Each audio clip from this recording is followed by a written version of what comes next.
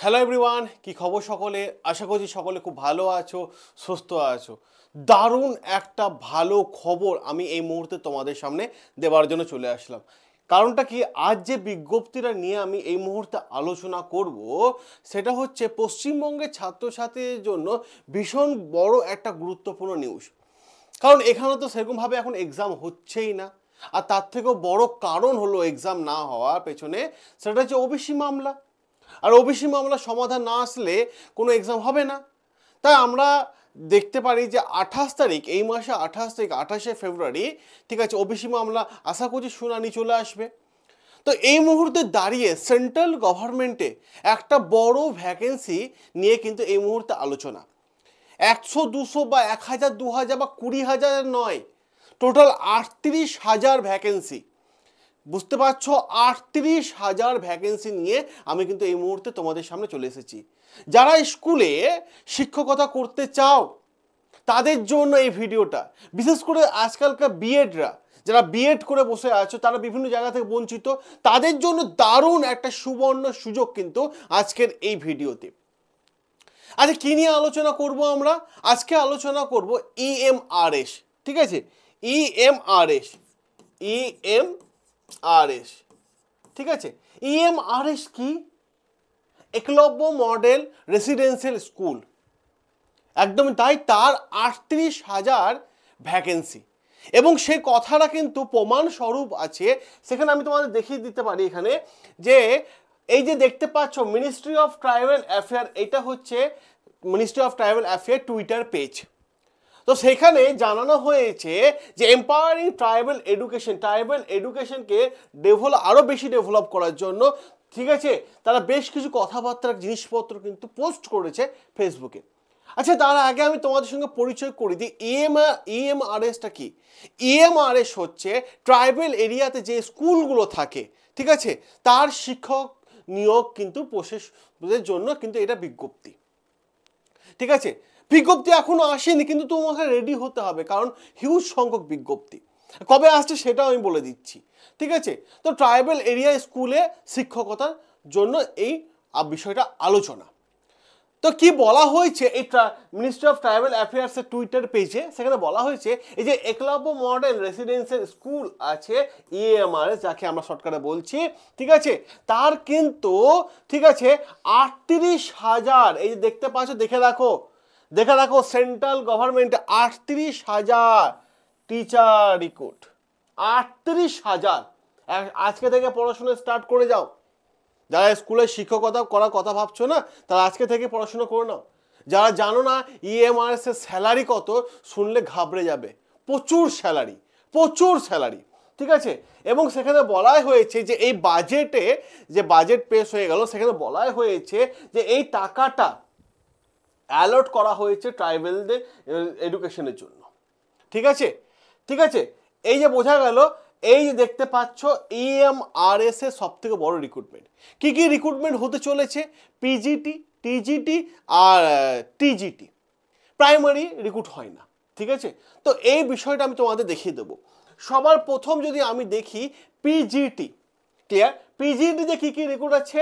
এখানে 130 নম্বরে পরীক্ষা হবে, 130 নম্বরে তোমাদের পরীক্ষা হবে। পুরো সিলেবাস আমি তোমাদের ধরে দেখিয়ে দিচ্ছি, ঠিক আছে। আর এই পরীক্ষাটা হবে ওএমআর বেসে, ক্লিয়ার? ওএমআর বেসে পরীক্ষাটা হবে। তার মানে কি, আমাকে গিয়ে পরীক্ষা হলে পরীক্ষা দিতে হবে, আমি এখানে কম্পিউটার বেস পরীক্ষা দিতে পারবো না। ক্লিয়ার? বোঝা গেছে? ক্লিয়ার হয়েছে? এবার পরীক্ষার প্রশ্ন কি হবে স্যার? পরীক্ষার প্রশ্ন দুটো হবে। কেউ ইংরেজি চাইলে ইংরেজিতে প্রশ্ন নিতে পারে, কেউ হিন্দি চাইলে হিন্দিতে প্রশ্ন নিতে পারে, ঠিক আছে। স্যার পোস্টিং কোথায় হবে? হ্যাঁ, আমাদের এখানেও হবে, বেঙ্গলেও হবে। তো এই ইএমআরএসে যে পরীক্ষা হবে, তার পেপারগুলো দেখে রাখো। জেনারেল অ্যাওয়ারনেস, তার 10টা কোশ্চেন থাকবে, 10 নাম্বার, ক্লিয়ার? রিজনিং আছে এর 20টা কোশ্চেন, 20টা নাম্বার, ঠিক আছে। জেনারেল আইসিটি এর 10টা কোশ্চেন, 10টা নাম্বার, ঠিক আছে। আচ্ছা, অ্যাপটিটিউড, টেকনিক্যাল টিচিং অ্যাপটিটিউড, এটা হচ্ছে 10টা কোশ্চেন, 10টা নাম্বার। টোটাল যদি আমরা দেখি তাহলে কত হলো? এখানে দেখো 10, 10, 10, 30 আর 10, 20, 50। তাহলে এই পরীক্ষাটা হলো তোমার 50 নাম্বার। এই যে জায়গাটা, এটা হলো তোমার 50 নাম্বার ইএমআরএস, ঠিক আছে। এবার হচ্ছে সাবজেক্ট। তোমার কি সাবজেক্ট আছে, খুব ভালো করে বোঝো, তোমার কি সাবজেক্ট আছে, সেই সাবজেক্টে এবার পরীক্ষা হবে, সেই পেপারের ওপর পরীক্ষা হবে। কত নম্বরে? সেই পেপারে হবে 80 নম্বরে, সাবজেক্ট স্পেসিফিক, ঠিক আছে, সেটা হবে 80 নম্বরে পরীক্ষা। ক্লিয়ার হয়েছে? তার সাবজেক্টের পরীক্ষা কত হচ্ছে? 80 নম্বরে কিন্তু পরীক্ষা হচ্ছে। এবার যে জায়গাটা গুরুত্বপূর্ণ, তাহলে এখানে গেল 50, এখানে গেল 80, তাহলে কত হলো? কত হলো? টোটাল হলো 130। ওকে, এবার প্রশ্ন হচ্ছে স্যার বাকি 20 নাম্বার, কারণ এখানে বলেছে যে আরো 20 নাম্বার লাগবে, সরি এখানে 30 নাম্বার আছে, ঠিক আছে, তো আরো 20 নাম্বার কি? আরো 20 নাম্বার হচ্ছে ল্যাঙ্গুয়েজ পেপার। সেই ল্যাঙ্গুয়েজ পেপার কি? সেটা হচ্ছে ইংলিশে 10 থাকবে, ঠিক আছে, আর হিন্দিতে 10 থাকবে, ঠিক আছে, ল্যাঙ্গুয়েজ পেপার। এবার বেশিরভাগ ছাত্রছাত্রী আগের বার কি করেছিল জানো তো? এই পেপারটা, এগুলো তো পাস করে গেছে, সাবজেক্টও পাস করে গেছে, পাস করতে পারেনি ল্যাঙ্গুয়েজ পেপারে। এই 10-এর মধ্যে অ্যাটলিস্ট 4 নিতেই হবে, আর এইটার জন্য সবাই ফেল করেছিল। এটা হচ্ছে কম্পালসারি পেপার, ল্যাঙ্গুয়েজ পেপারটা হচ্ছে পুরো কম্পালসারি পেপার, ঠিক আছে না, কম্পালসারি পেপার।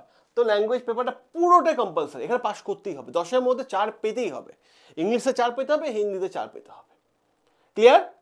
তো এই যে বিষয়টা দেখালাম, এরপরে যদি আমি আরো একটু গভীরে চলে যাই, ঠিক আছে, EMRS এ কি কি সাবজেক্ট থাকে, এগুলো সব সাবজেক্ট আছে, দেখে নিও।